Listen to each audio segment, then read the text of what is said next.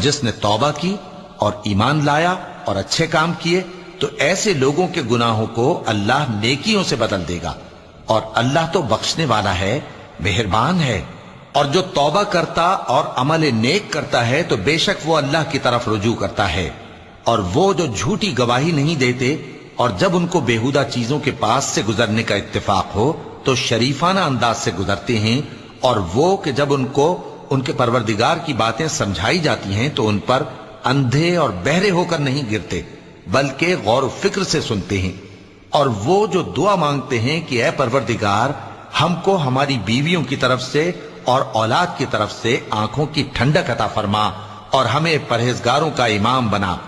इन सिफात के लोगों को उनके सब्र के बदले ऊंचे ऊंचे महल दिए जाएंगे और वहां फरिश्ते उनसे दुआ व सलाम के साथ मुलाकात करेंगे। उसमें वो हमेशा